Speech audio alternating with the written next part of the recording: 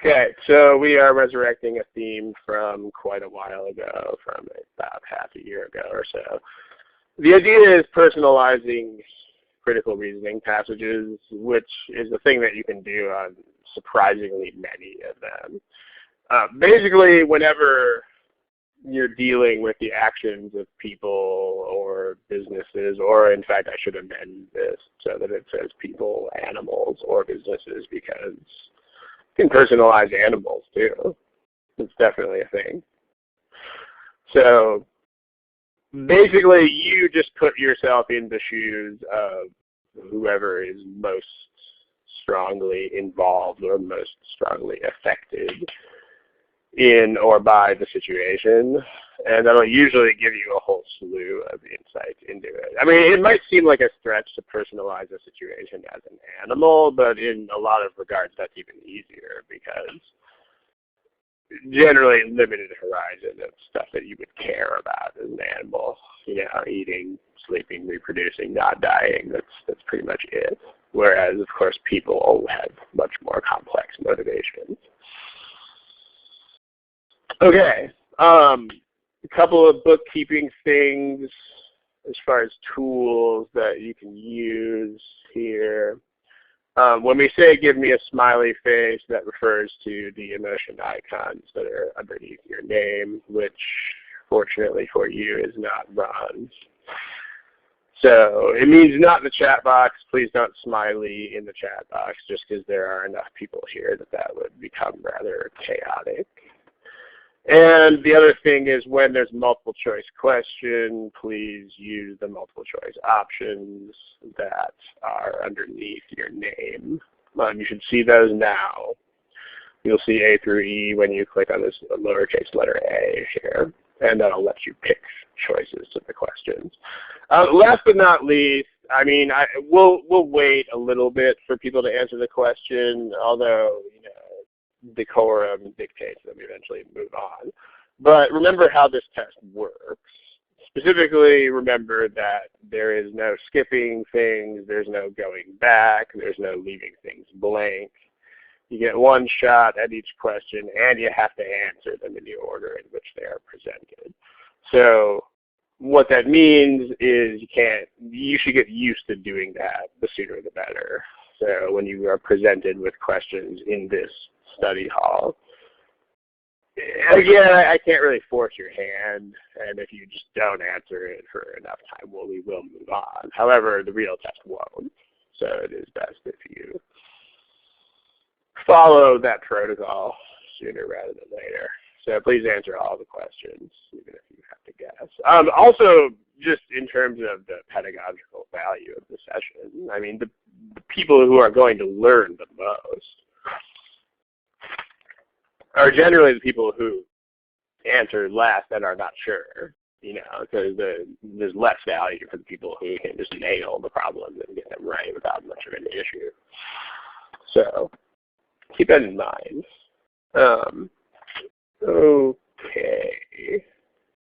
Other than that, pretty much ready to go here. Let's see. Let me do something real quick. All right. Okay, and last but not least, while the recording is on here, we need to show you the copyright notice. So let's just do that. These problems are from the GMAT Prep software, the free software. They are copyright GMAC. And with that copyright notice, they are okay to distribute freely. Okay, without further ado, let's jump into a problem. Remember, the deal is personalizing these things. So if you don't see the problem on the board, you should very shortly. The deal is that whenever the problem deals with the actions of people, that there should be ultimately one party whose actions are most deterministic, like whose actions have the biggest effect on the outcome. So you should think about who that is. and then place yourself in that person's spot. Remember where the multiple choice answers are located. The multiple choice answers are located underneath your name. Let me grab that graph.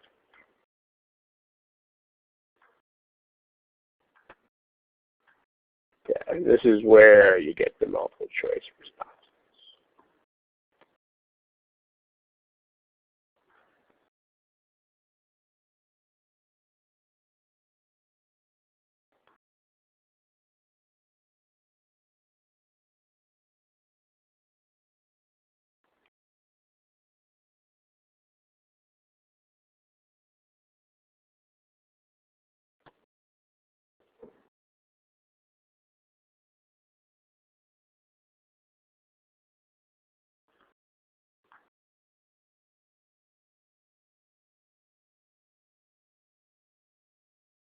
Okay, should be getting to the point where we have answers to these things. If you don't have something selected, you should probably select something soon.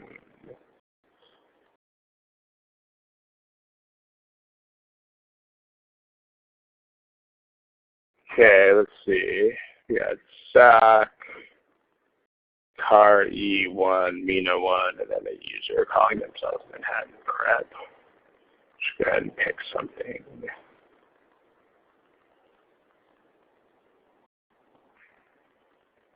Okay, let's talk about this again. If you don't have something selected, I can't really force your hand, although you should definitely pick things. So again, the deal today is that we're talking about passages that can specifically be personalized for optimum consideration here. So who in this problem is the most important player as far as how this outcome turns out?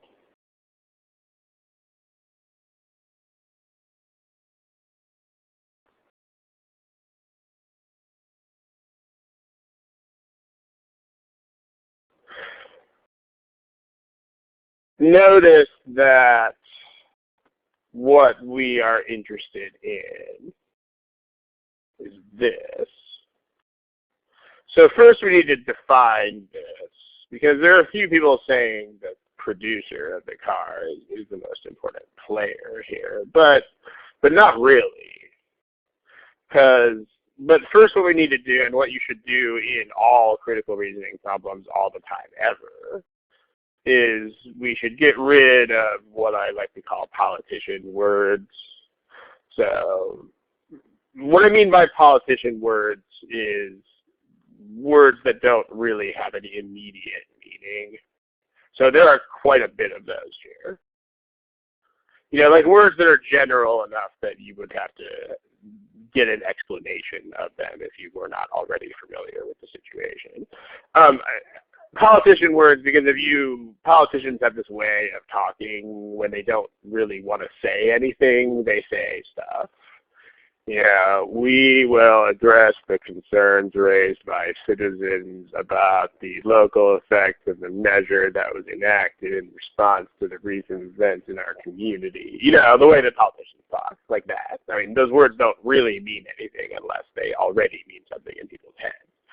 So, and in fact, this is one of the prime problems that people have in critical reasoning, is they leave the politician words alone. So, it's a bad idea. We need to get those out of there, and then we'll understand exactly who is at the center of this. So the plan, I mean, we do have the word is planning too right here, so that is good.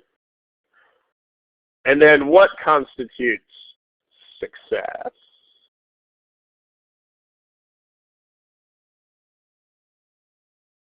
The plan is to do that. What defines success? Yeah, success is defined by actually selling electric cars is the point. I mean, it's not just making them attractive, because they can be attractive, and that doesn't really put, being attractive doesn't keep the lights on all by itself. But success is actually selling electric cars, right? Which is the ultimate point of making them attractive. So, right. So, in other words, whether people do or do not buy electric cars is what success is or isn't. So success means people actually buy these electric cars. Okay. So as soon as you figure that out, now we know who the key players are. I mean, who are the key players? Like who most directly determines whether this will succeed? Most directly. It's not the company. In fact, if you are the company, the very first thing you have to do is put yourself in the shoes of whom? Yeah, it's the people who buy stuff or don't. And I mean, this is pretty much the way it works with anything at all that is put on a market for sale. Whether it sells or not is ultimately up to the consumer. I mean, the only exception possibly being essentials of life in a country where those are sufficiently scarce. Like if you have a country where people are barely subsisting, then maybe they don't have a lot of power in the market when it comes to food staples and stuff. But like everything else at all, ever, is ultimately up to the consumer. So this is the thing. So you should make yourself the consumer here. And ultimately this will happen.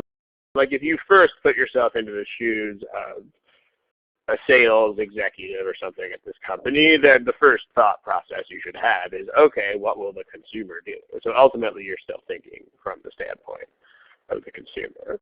So, okay, that's you. So now there's a whole lot of, the reason why, the primary advantage of personalizing these things is that there are a lot of priorities that are stated or implied in the passage, and much easier to keep them all in mind if you imagine them as your own priorities.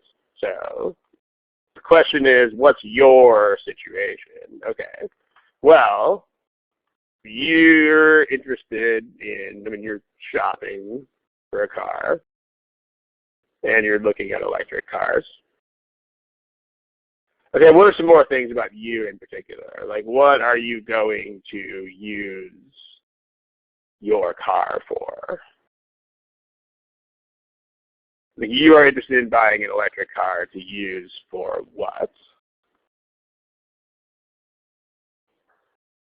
You're going to use it, yeah, what Wilson says. You are one of these people mentioned in the passage. So, you use your car to drive to work, mainly for driving to work. Okay. And what right now is getting in the way of you purchasing the car? Like, why do they need to have this green plan in the first place? Like, what's the problem? Okay, so the problem right now is you want to take road trips, and in the electric car you can't do that. So, okay. So now we know what this green plan is all about. The green plan is you get 3 days free rental, which, presumably that is a measure intended to let you go on weekend trips. So, there is an issue here about extended trips. So we'll get there in a sec. But the way the plan works is their plan is to let you have a free rental for every 1,000 miles at the lot. Actually, that's a lot of free rentals. So therefore, you get to take road trips.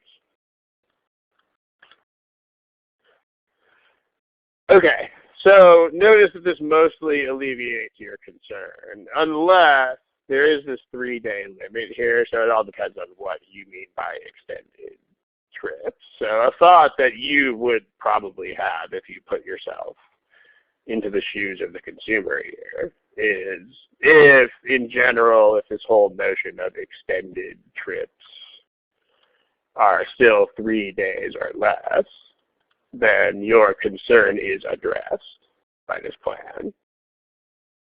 But if extended trips can be more than 3 days, that's still a problem. So this is one issue that you might already have in mind before you examine answer choices and such. But, okay. And so there's two things that you all automatically want to do all the time when you read these things. The first is translate politician words. So, I mean, really you should simplify the entire passage as much as possible. But one of these things is immediately translate politician words, as we did up there. Okay. The other thing that you should always do is have as specific an idea as possible of what constitutes a correct answer before you look at the choices. Because otherwise, the choices have this way of taking you for a ride. I mean, you've probably all been there, where you read a choice, it was totally not something you thought about at all, and then it made this, like, well, if they say A, then maybe that means B, which might mean C, which might mean D. Okay, well, I guess D becomes the argument, right? That's not a good way to do this. I mean, you should have standards in mind already before you go to the choices. So, with that in mind, let's not look at the choices yet. What constitutes a correct answer in this problem?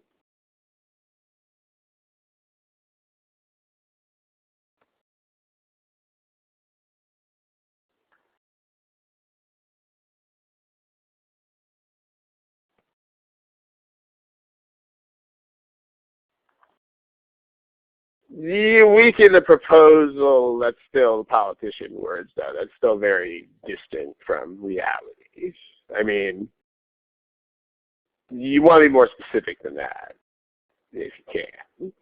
Like, what specifically makes a correct answer here? I mean, what does weaken the proposal mean? Remember, you are the person thinking about buying this car. So,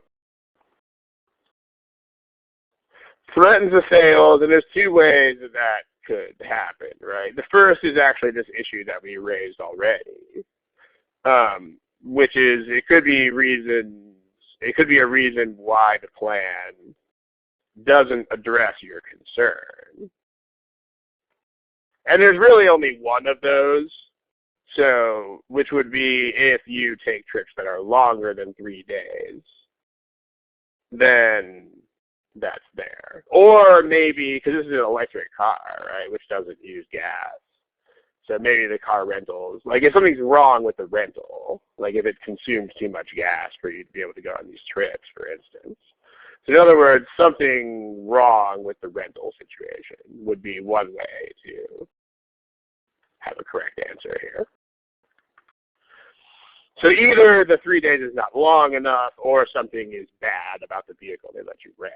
So if you look through these choices, though, that doesn't happen. So there's actually no mention at all of the rental situation. So then what we're left with is it's got to be something else that's compensating for that. So it's going to be a new issue raised by the plan. Because the only issue before was I want to take road trips, and now we have addressed that. So it's got to be a totally new issue raised by the plan that discourages you from buying the electric car. It's what we've got to have. So then we take this to the choices. and we see what they say. So yeah, so price, for instance, just by pure common sense, is definitely an issue. Like they don't have to tell you that consumers are price sensitive because we know that they are. But yeah, okay. So A says that many cars used for commercial purposes are not needed for trips. This is great, but you do not care at all because this is not you. I mean, first of all, this is not you. I mean, you are not driving this car for your business. So commuting is not commercial purposes. And also, the whole need for extended trips is clearly important to you. So this is definitely not you either. Because in fact, the need for extended trips is pretty much the only reason why you are not buying this car right now. So basically, A describes people who are not you. So you don't care. And when you personalize the situation, it's much easier to see that A is. In fact, A is pretty much people whose priorities are exactly the opposite of yours. It's like, okay, some of those people exist, but whatever. Okay, choice B. Choice B has a lot of words. What is the point of it?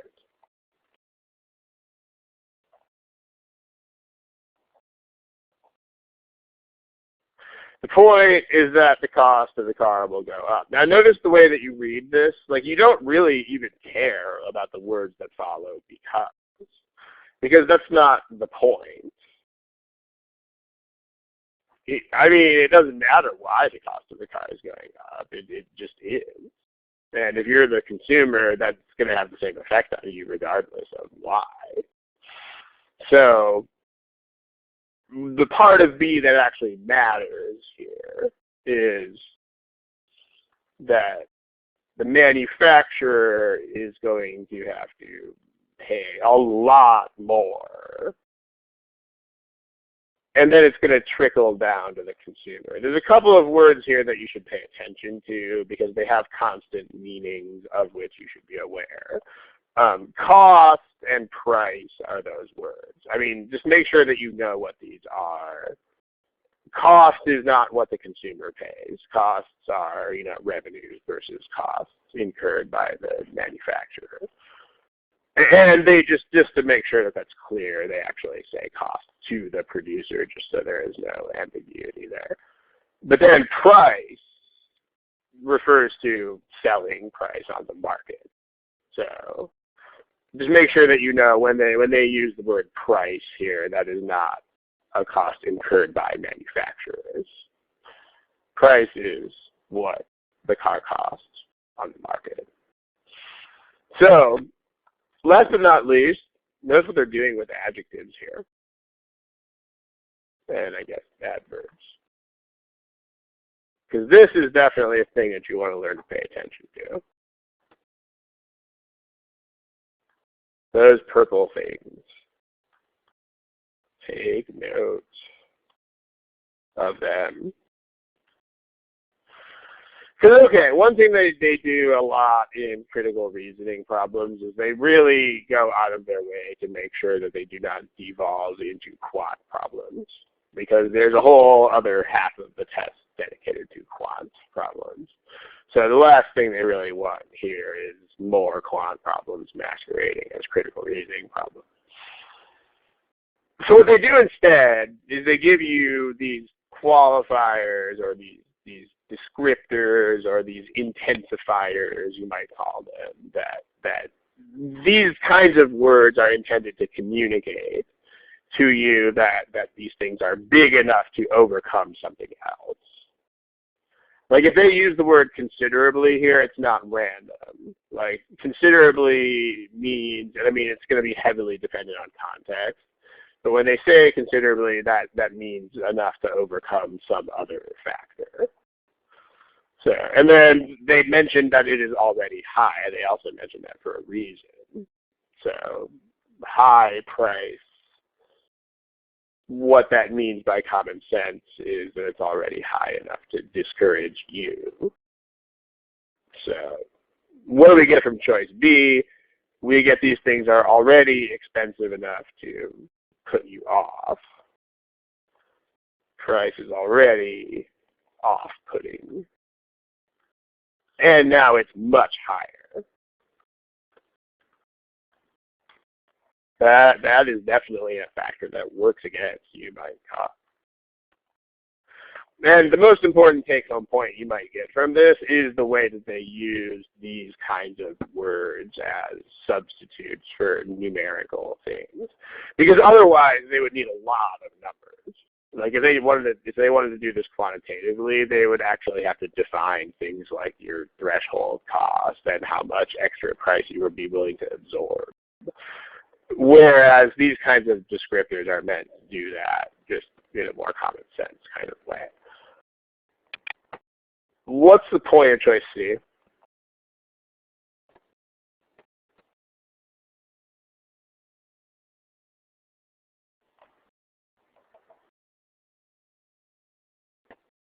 Can anybody simplify choice C for me? Explain it to a 9-year-old.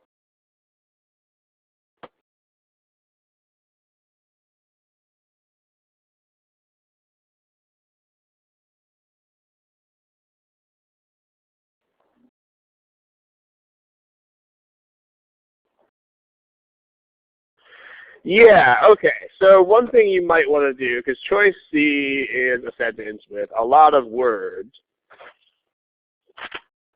and not very much punctuation, in fact, none. So if you are me, this is not an easy sentence to process.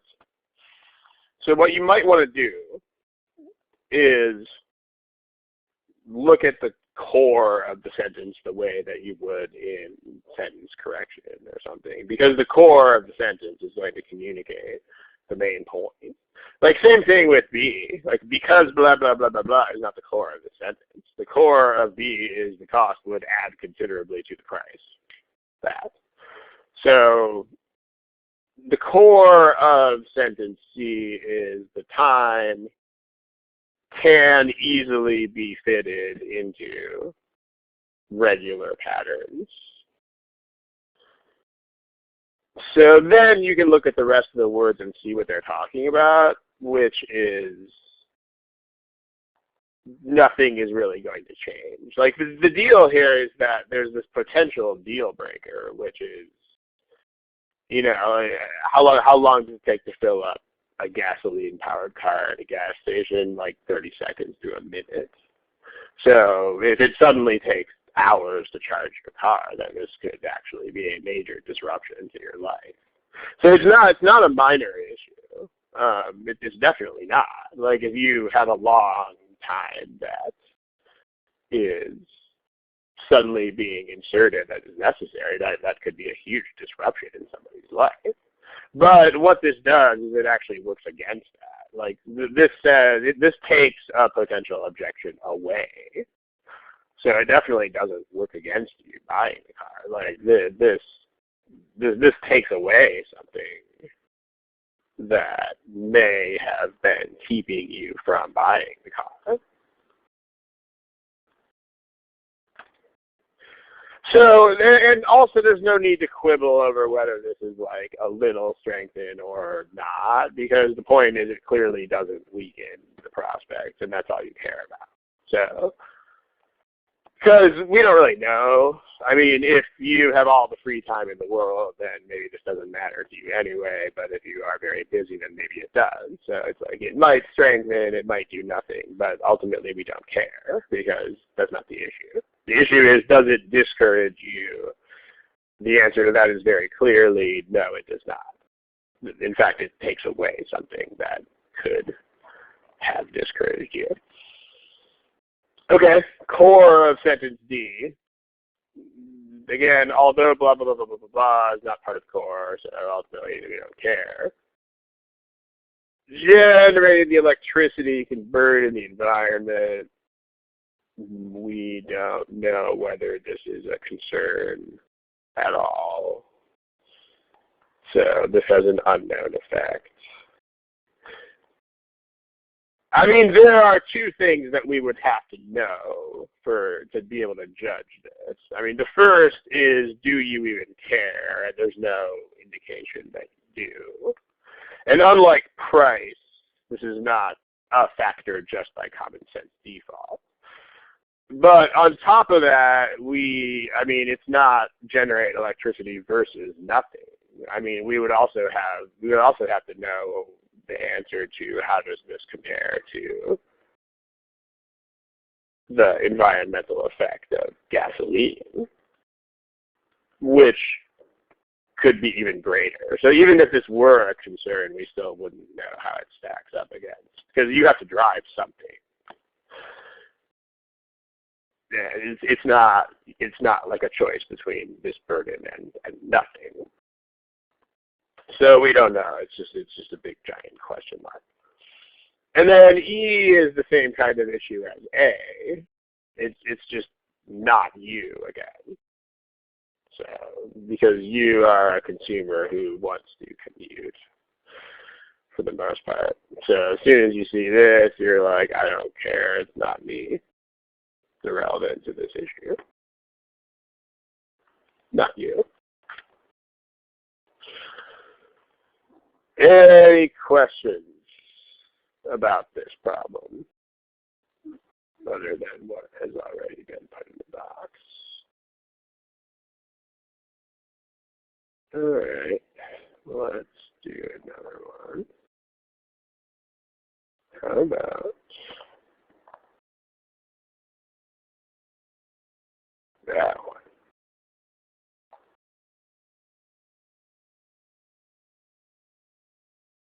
Remember, you should, and you should do this in general whenever it's about people doing things or not doing things.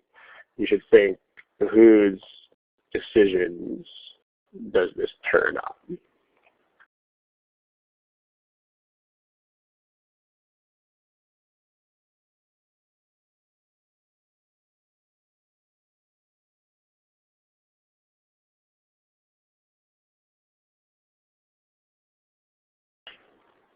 Okay, so there are still some non-responses, but here this problem appears to be genuinely confounding a lot of people, because here are our results so far. It's almost a random selection. So let's at least get you off on the right foot here. Notice the question. Specifically what the question is asking you to do. See, this is one of those things that's dangerous about just being cavalier with categories of questions. You know, like, I'm going to pretend that all weekend questions are the same. Well, they're not, though, because notice what the words say here. I mean, these words don't say weaken the argument. They say this. Does anybody know what the difference is? Like, this question is much more specific than what would weaken the argument. How's that? Probably not going to be totally illogical. If it were, then sure. But, you know, it's not going to be a nonsense conclusion. So it does ask for the flaw in the reasoning, but that seems to just be a restatement of the words that are already on the board.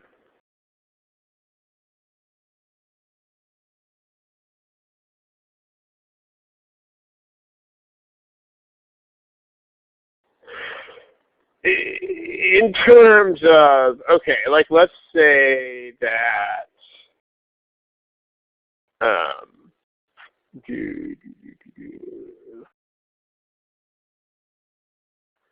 like, let's say that this doesn't happen, but the reason why it doesn't happen is that crime on the buses, like, spikes up and people get freaked out and they go back to driving their cars.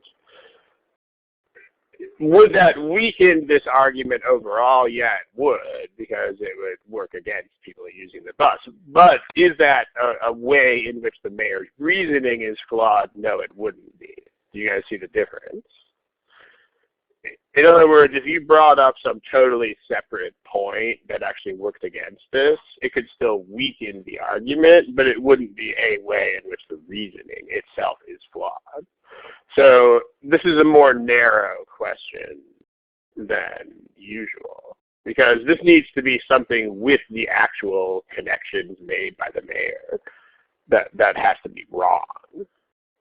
So as opposed to it's not going to be some totally new thing. So for example, like this is not flawed reasoning. This would not be a correct answer to a similar question here, because the reasoning is actually perfectly sound. You know, like, okay, they want to take road trips, let's give them a way to take road trips. The problem here is that some new issue crops up. Okay, now suddenly the car is out of their price range. So that doesn't indicate a problem with the initial reasoning. It just it indicates another issue that weakens the ultimate result.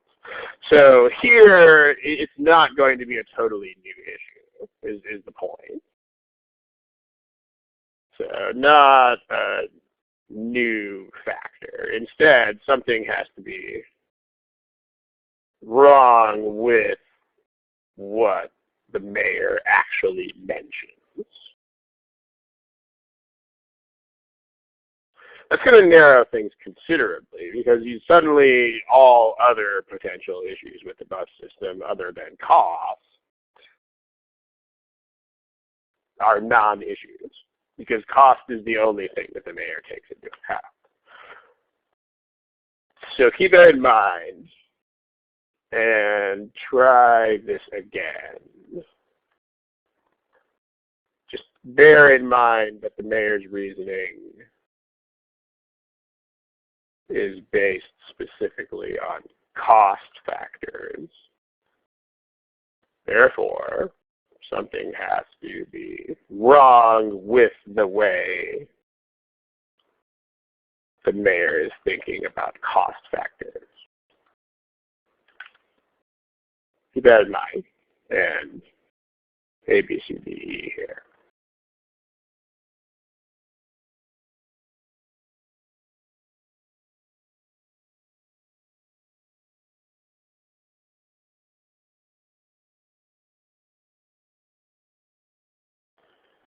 Okay, let's discuss. Someone mentions taking a cab in the sidebar, but that wouldn't really affect anything, because a cab is a car, and your own car is also a car. So there would be no, either way, there would be no effect on congestion. I mean, it's not like a cab. Cabs are in traffic too. So, but ultimately, again, we have to think about it in terms of this.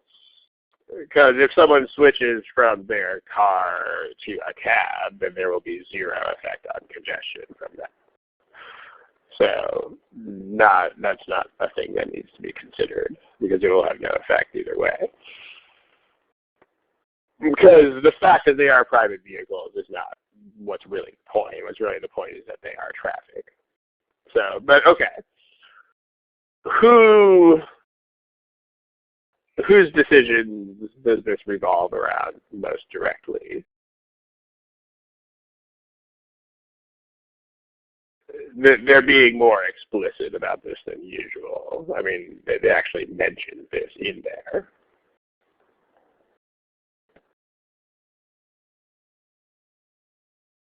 Whose decisions?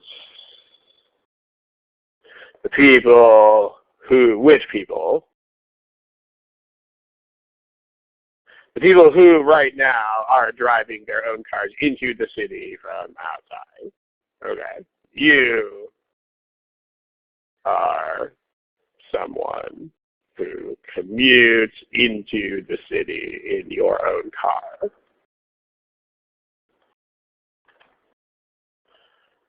Okay. So, and then let's talk about what the mayor's actual reasoning is, because again, we can't. It's not one of those things where we can raise a currently irrelevant issue. It's not. It's not like that. We have to. It has to be something about the mayor's reasoning that is directly wrong with it.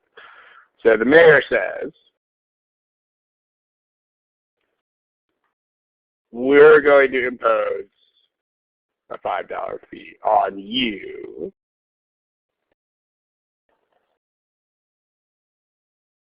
like at the entrance to the city or something like that.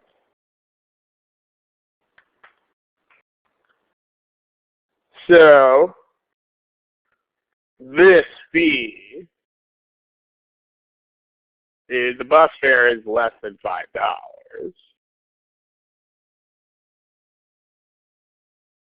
And so that difference will convince you to switch to the bus. This is the mayor's reasoning.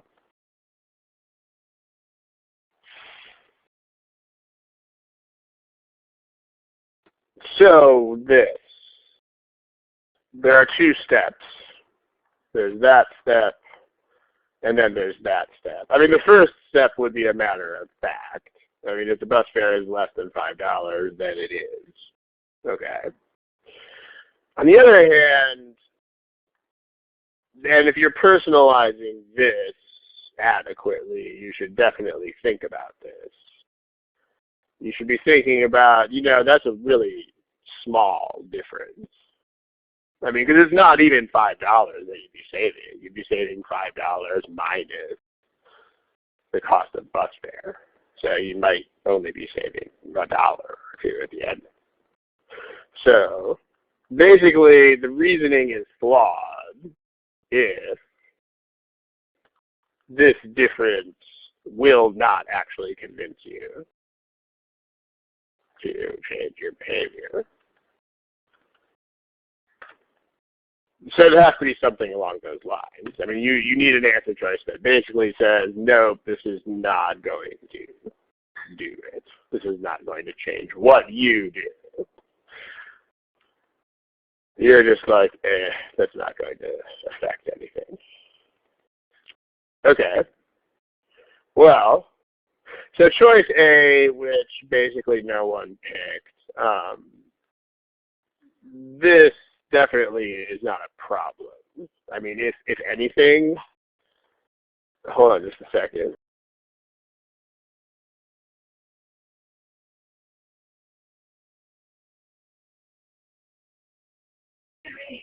Okay, sorry about that. The choice A, if anything, it would go the way we don't want to go here, because if the cost of taking a car into the city gets even higher, then if anything, that plays into the hands of the mayor. But what's more important about A is that it doesn't affect the mayor's reasoning at all. I mean, it might be something that affects the overall situation, but this has nothing to do with the mayor's reasoning, which is the cost of the bus versus $5. And on top of that, it's going the wrong way. It's actually working against taking the car. I mean, what does B mean for you personally? This is where if you are the person taking the car into the city, you will immediately realize the priorities that choice B reflects.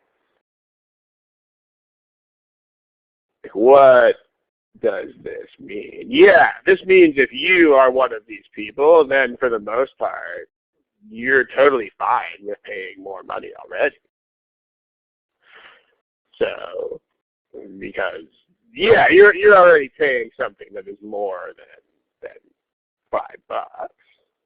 So, in other words, this means that you are totally willing to accept an increased cost in order to drive. So, in other words, this is very specifically saying that you are really not that cost sensitive when it comes to this.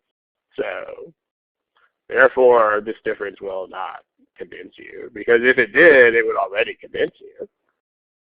Like if you would be affected by $5 versus the toll, then you would already be taking a bus. So this is the answer we want, because it totally defeats the idea that is actually in the mayor's reasoning, which is that this fare is actually going to trigger a behavior change on your part. C, not very, I mean, one or two people will pick C, but C is irrelevant here because only the people who are actually you. That's why you got to personalize it. I mean, the question is about whether you will change your behavior. You who are a commuter who drives into the city in a car. C is just talking about a bunch of people who are not you, so you don't care. D, again, so they do this a lot with wrong answer choices. The choice D is just saying not everybody will do this, and that's fine. We don't need everybody to do it. So, I mean, this is all this is saying is that there's going to be some contingent of people who will resolutely and stubbornly sit in the traffic. But that's the case with basically every behavioral change. I mean, same sort of thing here, right? Choice D, the analogy of that choice in this problem would be like saying there are going to be people who just won't buy an electric car, period, end of story. That's fine. I mean, the plan doesn't depend on everyone in the world suddenly buying an electric car. So same sort of thing here. I mean, choice D, and there's not a lot of patterns in critical reasoning, but this is a type of wrong answer that you should very specifically be alert to, which is basically all this is saying is that not everyone will react. Well, that's fine. This is perfectly acceptable. All the mayor needs is some people, not everyone. And then we have E, which again is talking about people who are not you. So this is also irrelevant.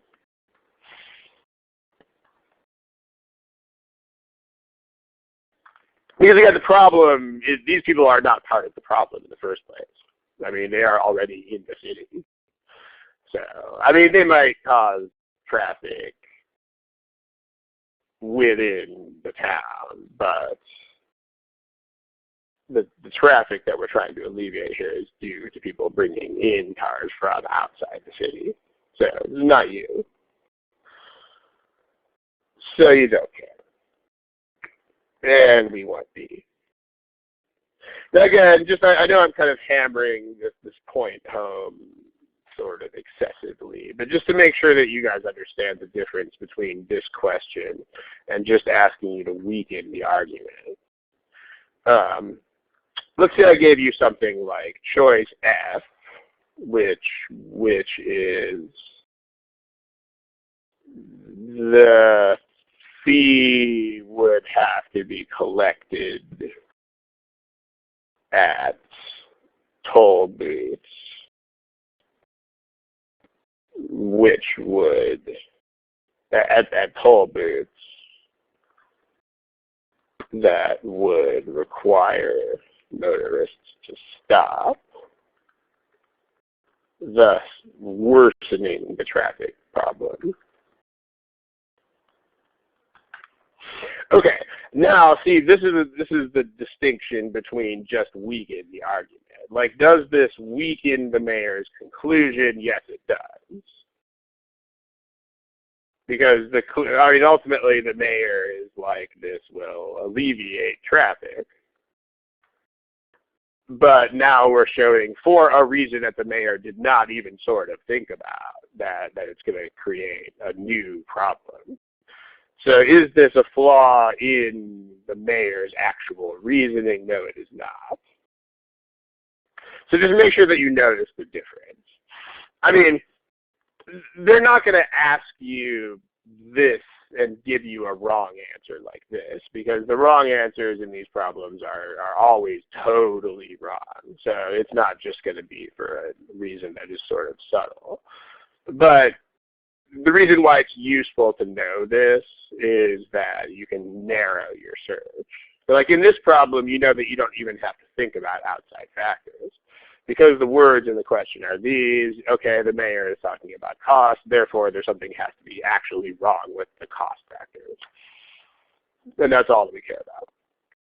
As opposed to this problem and most weekend problems, where you actually have to think about absolutely anything else that could affect the purchasing decisions. So that's the only real value there. Because again, I mean, they're not going to give you wrong answers like F. But in terms of predicting, you can cast a narrower net, is really the point. Okay. Let's look at another one. How about this? And don't forget where your multiple choices are found. Right here.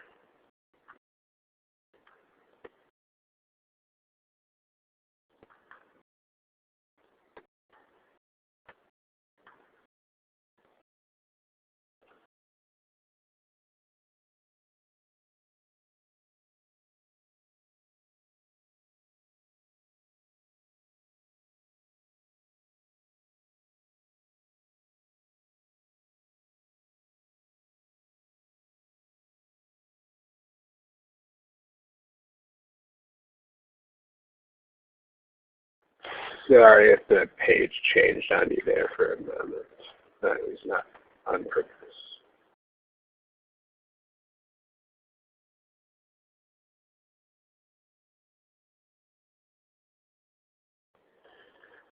Okay. Let's discuss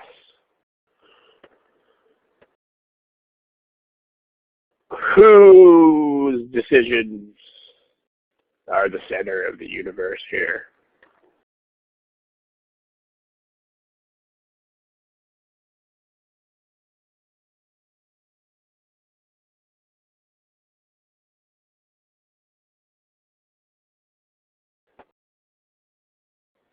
Yeah, the parents of kids, because kids don't go out and get flu shots or flu vaccines. So ultimately, whether this happens is up to the parents. So that's the deal. So you have a kid. At least you have at least one kid. And so therefore this issue is on the table for you.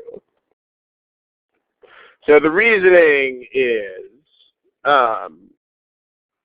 therefore, I mean, do you care at all about they have been used primarily by older adults? Do you directly care that they are used by older adults? No, you don't. But, what does this mean for you?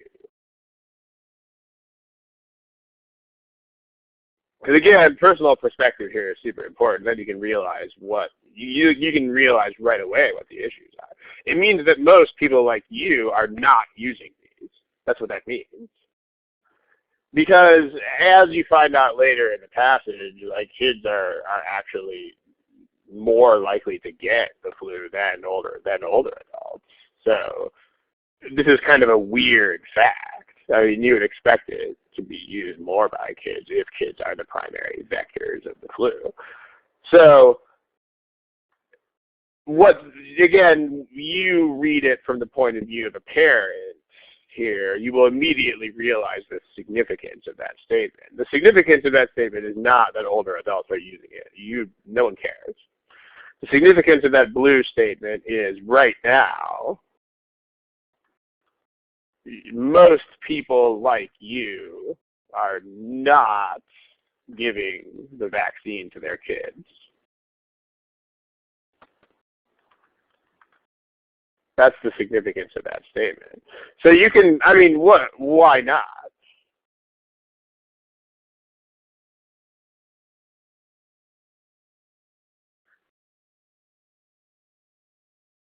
I mean, there are multiple possibilities, but a couple should spring to mind. The first is because it's an injection, or maybe it's too expensive, or too inconvenient, or anything like that. So, but you should at least get to thinking about why this bizarre behavior is happening right now. So you should anticipate that this is going to be an issue. Okay. So right now that's not happening. And so if they say, now there's a nasal spray. So they say, if you put it on the market,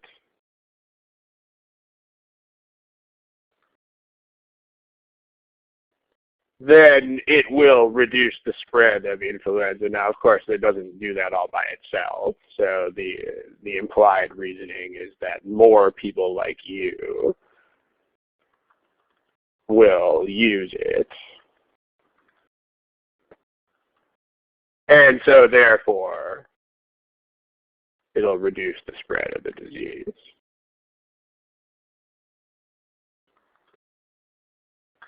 Okay. Well, so there are two steps of the reasoning here that you might need to bolster, but you don't really need to support this step. I mean, if this step right here, if more people like you give this vaccine to your kids, then the spread of the disease will definitely go down. So this is pretty solid already. So as far as strengthening, you should be focusing on the other part of the argument, which is this. This could actually stand to be strengthened.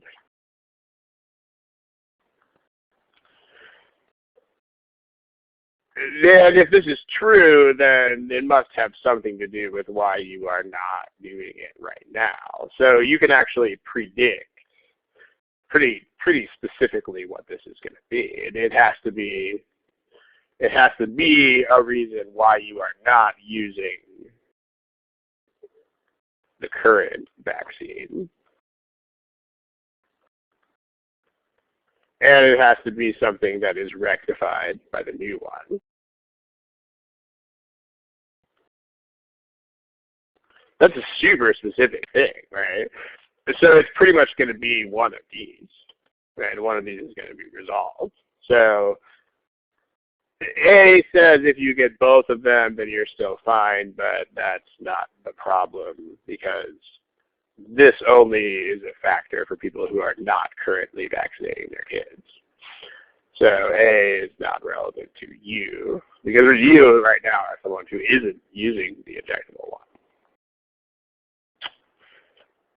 B uses the same mechanism. That's great, but that doesn't have anything to do with why you are not using the old one and or why you will use the new one.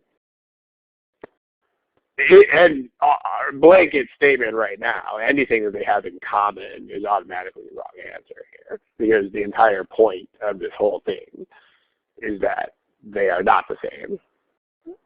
And that the way they are different is actually something that's going to make you go out and get the new one. C says cheap. So that's the wrong way. I mean, if it was too expensive, sure. And on top of that, this is for people who are not you. So wrong way and irrelevant. So definitely a loser. D says that of these older adults, not very many of them are getting it from kids. So this is two kinds of bad. First kind of bad is that it's not relevant any more than any of the other ones are, because it's still not anything to do with your reluctance. But on top of that, this shows you that even if you did adopt this new vaccine, then it would actually not affect the spread of the disease as much as you had hoped. So not only is it irrelevant off the top, but moreover, it actually shows that this step is even less likely. So that's not good. And then we have choice E, which means that right now you are spooked by the idea of giving your kid a shot. So this is the reason why you are not using the current vaccine, because you don't want to give your kid a shot. And that is clearly rectified by the new vaccine, which is not a shot. So there you have it. Again, note how wrong the wrong answers are. I mean, there will never be a wrong answer that is like, well, it's in the right direction, but less than the correct answer. Isn't that how this works? And when you review these, you want to make sure that you're on board with that. Like, if you need to strengthen an argument, then all of the wrong answers will either be irrelevant or will work against the argument to whatever degree. It really is. If you're looking for black, then the wrong answers will be white, white, white, and white. Important realization to make. Okay. Any questions about this one, feel free to put in the chat box. And how about do at least one more? Let's see here. How about this one?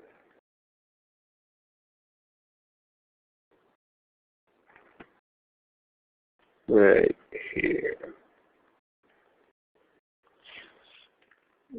When you look at this, don't forget the theme of today's lesson in general, which is personalizing.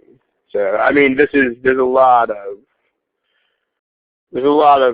stuff in here that looks highly technical, but don't forget to personalize the problem.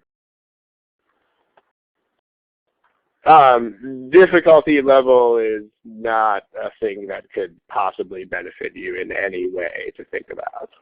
So there is zero potential benefit of considering that.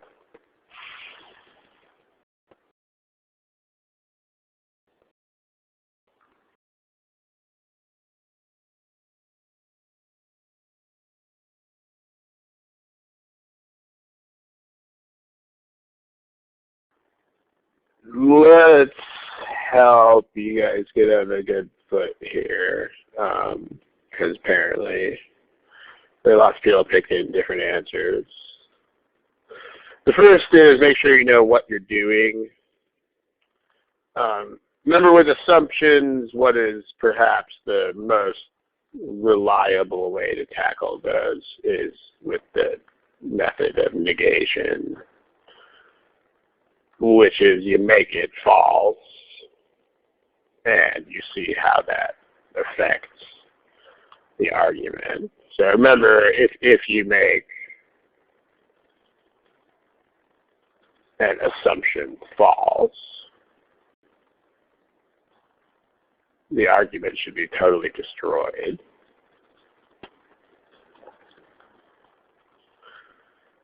And, all right, let's talk about personalizing it. I mean, whose point of view should you be thinking about this from?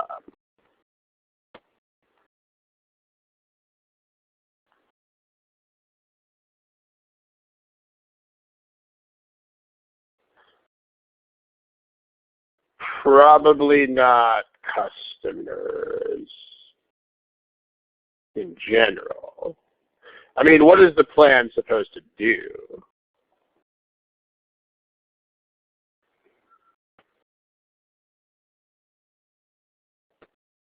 The plan is supposed to prevent counterfeiting.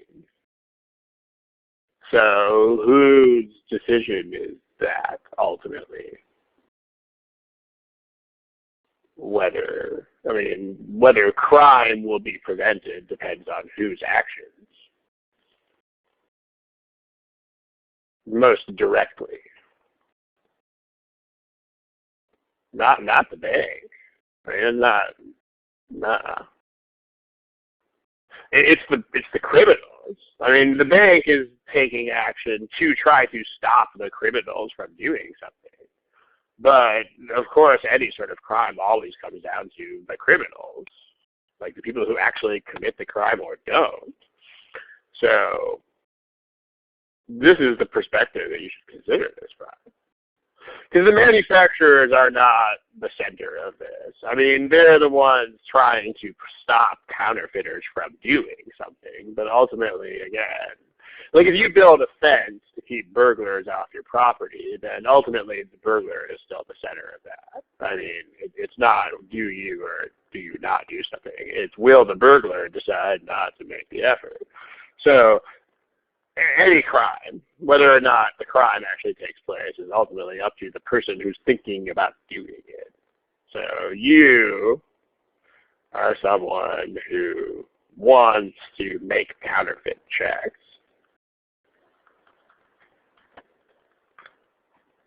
Because if you put yourself in the shoes of the manufacturer, then you're still going to have to think about these people. Because these are the people against whom you are trying to defend. So ultimately, it still comes down to this. In the same way that if you're trying to protect your home from a burglar, you have to be like, okay, I'm a burglar. What appeals to me? And then you have to do the opposite. So it's just whoever's point of view. I mean, whether or not you have a criminal mind is irrelevant because you can still put yourself in those shoes. So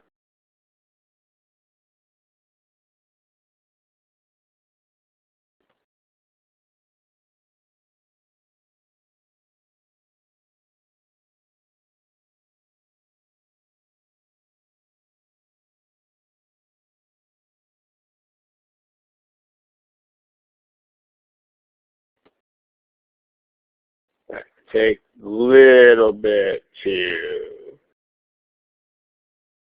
Yeah, if you're making software, again, it depends what the question is, of course. If the question is, will the software sell, then that's ultimately, like anything else that sells or doesn't sell, is up to the buyers.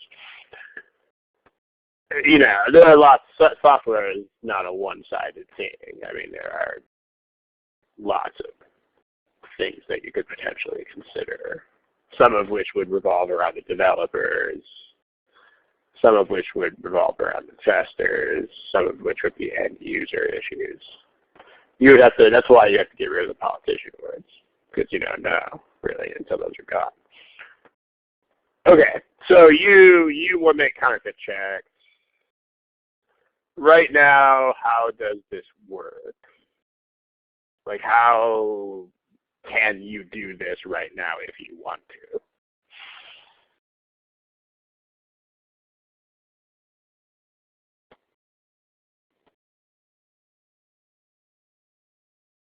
Yeah, you have a really good scanner and a really good printer. And so you can do it. So by using a very good scanner and a very good printer, you can counterfeit the checks that are out there right now.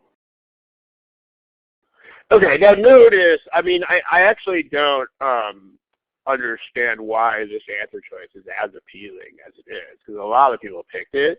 But you know what you don't use to do this? Your eyes. So this is immediately irrelevant. I mean, it doesn't make any difference whether you can see the security feature, because your eyes are not used to counterfeit checks.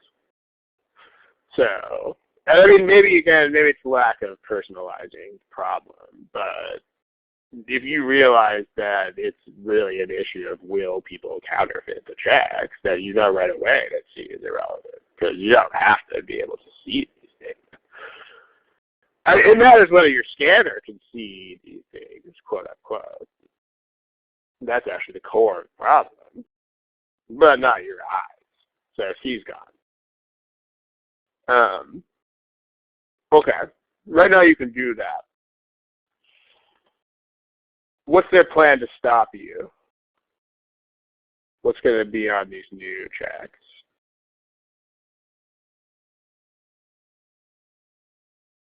The new checks will have dots too small for what?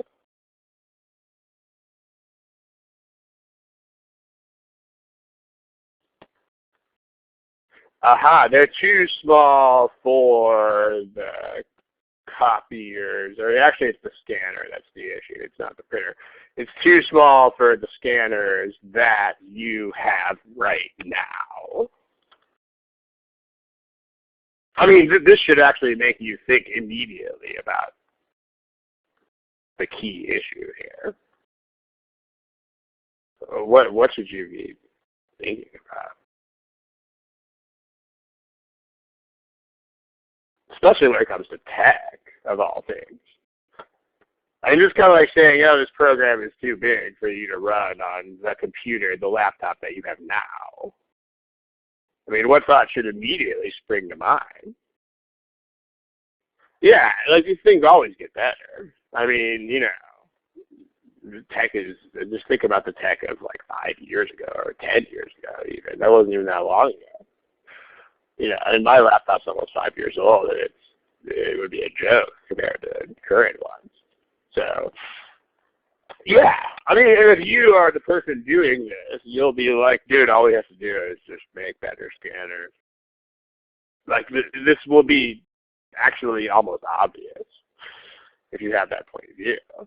Because right now, this argument is actually assuming that scanner technology will just not evolve at all. Well, geez. So, what about, like, what if scanners keep pace?